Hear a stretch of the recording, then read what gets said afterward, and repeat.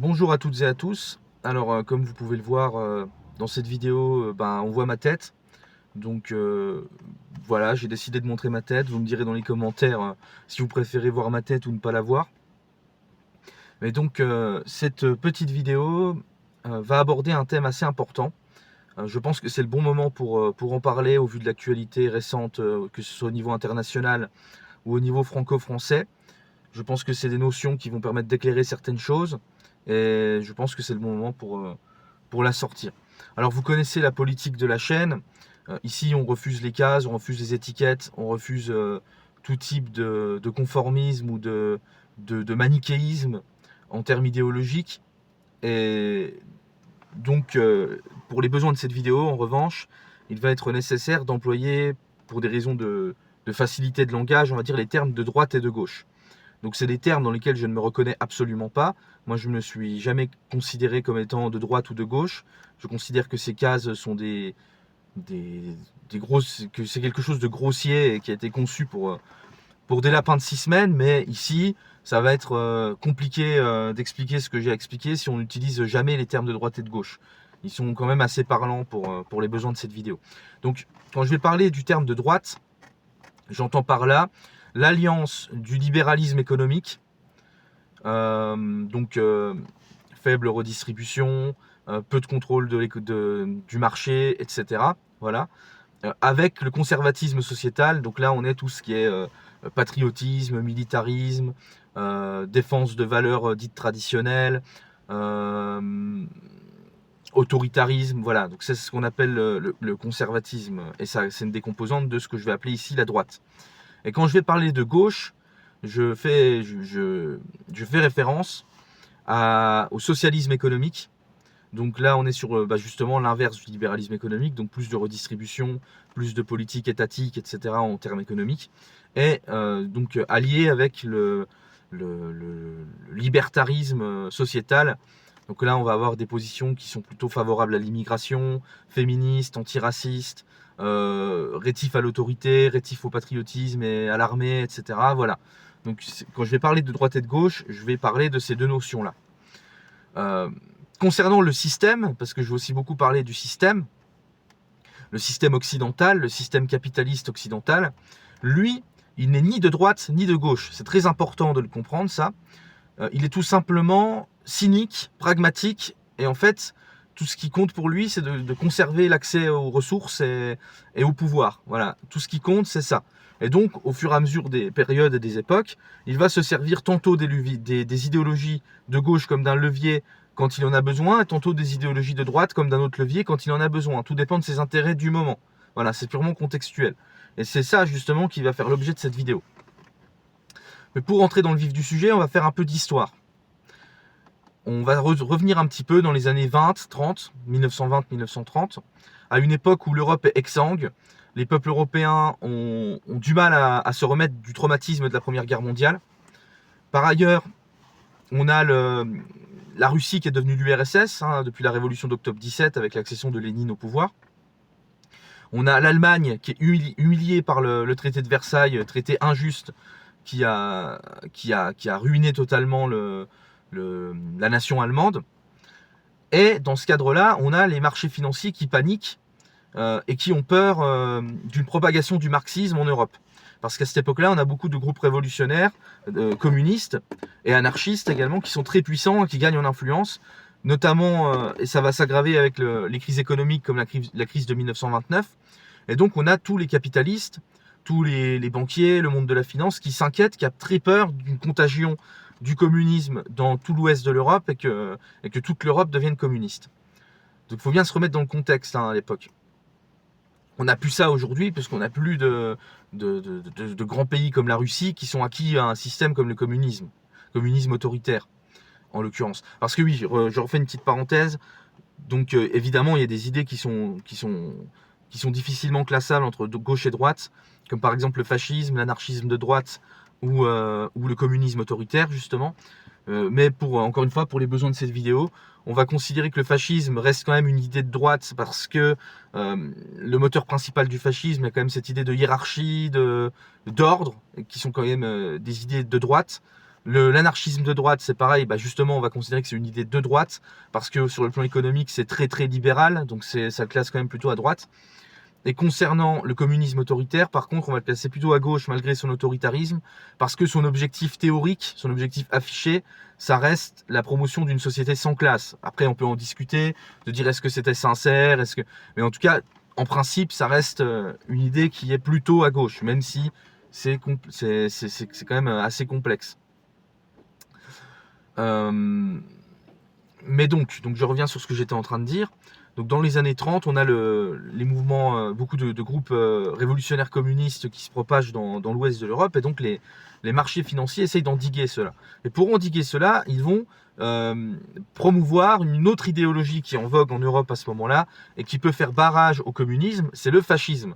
D'abord en Italie et en Allemagne. Et grâce au soutien d'une certaine partie de la finance, on aura comme ça Mussolini qui va prendre le pouvoir en Italie, puis Hitler en Allemagne. Et la suite de l'histoire, hein, on la connaît. On va avoir ces régimes qui vont devenir de plus en plus puissants et qui vont finalement déborder ce que le monde libéral en attendait, donc qui vont devenir dangereux pour le monde libéral. Et c'est à ce moment-là qu'on a la France et l'Angleterre qui déclarent la guerre à l'Allemagne.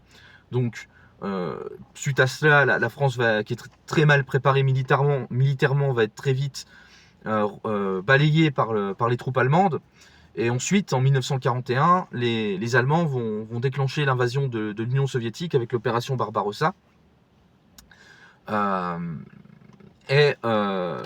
vont se casser les dents à Stalingrad, comme tous ceux qui ont essayé de s'en prendre à la Russie, hein, on se souvient de Napoléon. Et à partir de là, les Russes vont reprendre le dessus et vont avancer vers l'ouest. Et ça va inquiéter les Américains, qui vont entrer en guerre également en 1941 après l'attaque de Pearl Harbor par les Japonais, et qui vont ouvrir un second front à l'ouest de l'Europe, avec la peur que le communisme libère toute l'Europe, que les communistes libèrent toute l'Europe, donc les soviétiques, et que donc le communisme se propage jusqu'au Portugal, pourquoi pas. Et ça inquiétait énormément les Américains, qui sont le pays par excellence de la finance. Et donc ils vont ouvrir un second front à l'ouest pour vaincre les Allemands, et à partir de là, ça sera une course vers Berlin, hein, une compétition entre les deux belligérants, que ce soit les Américains ou d'un côté et les Soviétiques de l'autre. Puis ensuite, bah voilà, hein, la suite, c'est Hiroshima et Nagasaki, le tribunal de Nuremberg, et puis finalement le rideau de fer et la guerre froide. Voilà. Et ensuite, on se retrouve dans une Europe post-Seconde Guerre mondiale qui est encore plus traumatisée par la guerre, avec toute une génération qui a grandi avec les conséquences du tribunal de Nuremberg. Tribunal de Nuremberg qui a condamné à jamais les idéologies dites de droite, parce que à Nuremberg, là je vous invite à lire les écrits de Maurice Bardèche, notamment dans son ouvrage Nuremberg ou la Terre promise. À Nuremberg, on n'a pas seulement condamné le nazisme, en réalité on a condamné tout type d'idéologie qui parle de racines, de traditions, de groupes ethniques, de valeurs traditionnelles, etc. Tout ça, c'est devenu suspect, en fait, à partir de Nuremberg. Tout ça, c'est devenu suspect de vouloir recommencer un génocide, les chambres à gaz, les camps d'extermination, etc. Et donc, à partir de la Seconde Guerre mondiale, et notamment du jugement de Nuremberg, ça devient très suspect de défendre des idées de droite nationaliste, on va dire. Par rapport à ça, il y a donc le traumatisme de la guerre, comme je disais, qui va amener toute une génération à développer une forme de gauchisme inoffensif, on va dire, avec notamment le mouvement hippie dans les années 60-70, qui sont finalement des jeunes souvent de provenance bourgeoise, on va dire, qui ont des revendications anti-autoritaires, anti-militaristes, pacifistes, voilà. Mais finalement, ils sont pas très dangereux parce que déjà ils sont pas si violents que ça contre le pouvoir. Et puis finalement, ça reste des consommateurs. Ils fument des joints, ils écoutent du rock, ils consomment des produits de mode américaine. Finalement, c'est une aubaine. Et donc le capitalisme va cette fois-ci exploiter la gauche. Il va exploiter la gauche libertaire, qui va d'ailleurs culminer en France avec mai 68. Et puis c'est ce qui va entraîner la chute de Gaulle finalement indirectement. Aux États-Unis, ça va culminer avec le festival de Woodstock en 1969. Mais ce mouvement hippie là, il va être exploité avec du marketing, et finalement ça va devenir une nouvelle manne économique pour toujours vendre plus de trucs, et ça va aussi permettre d'ouvrir de nouveaux marchés, de nouveaux secteurs de personnes employables. Je ne sais pas comment exprimer ça autrement. Avec la libération sexuelle et le féminisme, on va avoir les femmes qui vont vouloir travailler, et ça va être de plus en plus à la mode pour les femmes de travailler. On va dire que c'est bien, c'est vrai, moi je suis d'accord, hein, je suis pour que les femmes aient la liberté de travailler. Effectivement, il fallait quelque part que ce progrès-là soit accompli. Mais par contre, quand on y regarde de plus près, ça fait de la nouvelle main-d'œuvre pour le capitalisme. C'est-à-dire que ça fait toute une nouvelle manne de personnes, toute une moitié de population qui est débloquée pour servir d'esclaves au travail, finalement. Autre chose qui est ouverte, avec cette forme de gauche qui est ouverte à l'immigration, etc., on va avoir beaucoup de personnes qui vont venir des pays pauvres et qui vont s'installer en Europe et qui vont là aussi devenir de la main-d'œuvre facile pour les exploiteurs, en fait, qui vont y voir des esclaves modernes qui vont pouvoir sous-payer et exploiter dans leurs usines. Voilà, tout simplement. Et donc ce modèle-là de gauche libertaire, de gauche culturelle, déjà ça va aussi être un moyen pour les États-Unis de propager leur soft power culturel en pleine guerre froide, avec la musique, avec le cinéma, l'alimentation, etc. Et donc ça va durer jusque dans les années 2010. Je reviens sur ça juste après. Entre-temps, vous avez cette gauche culturelle qui va aussi envahir une partie, les pays de l'Est, qui vont demander à pouvoir vivre à l'occidental, à être libérés de la dictature soviétique, etc. Et c'est dans ce cadre-là que vous avez donc petit à petit la chute de plusieurs régimes communistes, vous avez la chute du mur de Berlin, vous avez la chute de la Roumanie de Ceausescu, etc. Et finalement, vous avez la chute de tout le bloc de l'Est et la chute du communisme. Voilà.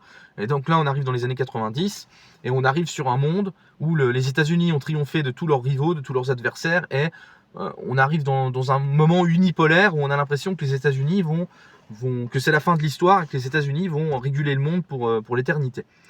Et dans ce cadre-là, on a encore cette idéologie libertaire de gauche qui va continuer à se diffuser dans la société jusqu'au milieu des années 2010 à peu près. Et ça va culminer avec le wokisme, qui est une version radicalisée de ça, en fait. Mais à partir des années 2010, on a un tournant, et on se rend compte que finalement, c'était pas la fin de l'histoire. On a la Chine qui devient une menace économique majeure pour le capitalisme occidental. On a la Russie qui revient sur la scène géopolitique, qui se relève de ses ruines post-effondrement de l'URSS. On a également toute une jeunesse issue de l'immigration en Europe qui n'est pas forcément favorable au bloc occidental ou au sionisme, par exemple, et qui est rétif à ce système. Et donc, certaines élites se rendent compte que tout ça, que ce soit la Chine, que ce soit la Russie, ou que ce soit cette jeunesse immigrée. On a aussi, d'ailleurs, je précise, une jeunesse occidentale qui est devenue anti-autoritaire, qui est devenue pacifiste, et donc qui est difficilement prenable en main. Enfin, je ne sais pas si c'est bien français de dire ça comme ça, mais vous avez compris l'idée. Et donc ils se disent, merde, on a fait une connerie. Ils se disent, en faisant la promotion du désarmement, en faisant la promotion du pacifisme, en faisant la promotion de l'immigration, c'est mis une épine dans le pied, ils se disent. Ils se disent parce que maintenant, on a la Chine en face de nous, on a la Russie en face de nous, on a des personnes issues de l'immigration qui détestent, qui nous détestent, nous les bourgeois. Qu'est-ce qu'on fait Et là, ils sont bien embêtés. Et donc là, ils font marche arrière.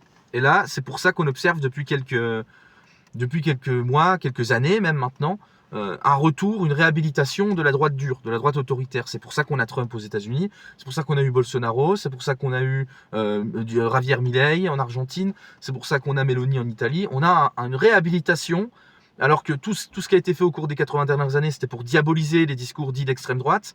Et là, on a une réhabilitation de ces discours-là parce que ça redevient utile, soudainement. Ça redevient utile, il faut refaire des droits tardés. En gros, il faut refaire des types qui vont être prêts à mourir pour leur drapeau, qui vont être prêts à obéir à leurs officiers sans poser de questions. Et il faut aussi refaire de la chair à patron. Il faut refaire des gens qui vont accepter de faire 70 heures par semaine, payés au lance-pierre, etc. Donc bah là, on a besoin de faire revenir des idées d'extrême droite. Et donc bah voilà, c'est pour ça que on vous dit que maintenant le RN peut faire partie de l'arc républicain. Que au contraire on diabolise de plus en plus la gauche avec un Jean-Luc Mélenchon qui incarne ce qu'incarnait Jean-Marie Le Pen autrefois. C'est-à-dire que maintenant bah, Jean-Luc Mélenchon, on dit qu'il est antisémite, qu'il est autoritaire, qu'il a des complaisances avec l'islam radical, etc. Donc tout ça c'est pour diaboliser la gauche. Vous avez une chaîne de grande écoute, CNews, qui diabolise les musulmans et l'islam à longueur de journée. On dit de plus en plus qu'il faut supprimer toutes les aides sociales. On ne parle pas juste de diminuer les aides ou de supprimer certains trucs. Il y a certaines personnes très libérales qui parlent de supprimer toutes les aides sociales, qui veulent revenir à une forme de loi de la jungle, en fin de compte. Vous avez de plus en plus un discours aussi qui culpabilise la jeunesse, qui dit que soi-disant les jeunes ne sont maintenant plus que des feignants, qui veulent plus rien faire, qui sont tous accros au smartphone. On a beaucoup les boomers qui parlent comme ça, sans préciser bien sûr que cette jeunesse-là, c'est sans doute la génération qui en chie le plus depuis au moins 100 ans, qu'on lui promet un avenir fait de guerre, d'effondrement économique. Comment vous voulez trouver la motivation de travailler quand on vous dit que votre avenir, ça va être de la merde? Après, on s'étonne aussi que les gens veulent plus faire d'enfants, etc. Tout est de plus en plus compliqué. Trouver un travail, c'est difficile. Trouver un CDI, c'est quasiment impossible. Je veux dire, faire couple, c'est de plus en plus difficile également. Comment vous voulez que les jeunes ne sombrent pas dans une forme de nihilisme? Je dis pas que c'est bien, mais comment voulez-vous que ça soit pas le cas? Et comment cette génération dorée qui a connu les 30 glorieuses, le plein emploi, la liberté totale, le pacifisme, pas de guerre, tout ça, comment cette génération-là peut faire la morale à la jeunesse par rapport à ça? Ça me dépasse complètement, quoi. Et bon, je ferme la parenthèse. Et donc voilà, donc on a aussi le wokisme justement qui est ringardisé, alors qu'il était encore à la mode il y a quelques années. Et donc tout ce discours réactionnaire qui revient en force. Et là, et donc en fait on a l'empathie qui disparaît tout simplement. Tout ce qui faisait le fait qu'on va pas laisser le faible entre guillemets couler au cours des dernières décennies, c'est en train de disparaître complètement. Maintenant on revient à une culture de la force pour la force et de la violence pour la violence. Ça devient de plus en plus dur certains discours. Et voilà, et pendant ce temps-là, certains se disent, voilà, enfin, moi qui étais diabolisé depuis 80 ans, ça y est, on va enfin m'écouter, je vais enfin avoir voix au chapitre. Et là, ils se rendent pas compte du piège. Ils se rendent pas compte du piège. C'est-à-dire qu'en réalité, ils ne seront que des pions sur un échiquier, exactement à l'image des fascistes dans les années 1920-1930 qui n'ont servi qu'au capital pour freiner l'avancée du communisme. C'est-à-dire que derrière le système, il est cynique, encore une fois. Le système, il n'en a rien à foutre des valeurs traditionnelles ou de l'enracinement, et il n'en a rien à foutre aussi de l'humanisme de gauche, et tout ça. Il s'en fout, le système. Le système, il vous utilise comme des fusibles. Et donc, posez-vous les bonnes questions. Si d'un coup, les idées qui étaient diabolisées avant, elles redeviennent à la mode, c'est peut-être parce que c'est dans l'intérêt du système.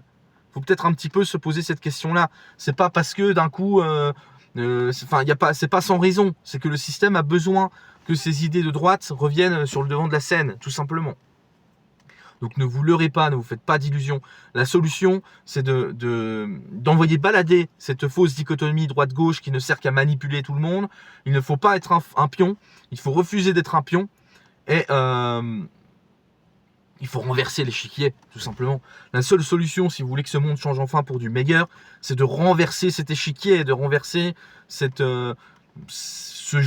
théâtre, ce jeu de marionnettes qui n'a pour but que de vous transformer en chair à patron, en chair à canon, et en force de coercition, que ce soit à l'intérieur ou à l'extérieur, que ce soit au front ou à l'usine. Voilà. J'ai dit ce que j'avais à dire sur ces belles paroles. Je vous remercie de m'avoir écouté jusque-là. Je vous invite à vous abonner, à déposer un j'aime, à commenter cette vidéo, à partager cette vidéo évidemment. Et je vous dis à très bientôt pour la prochaine. Allez, salut à toutes et à tous.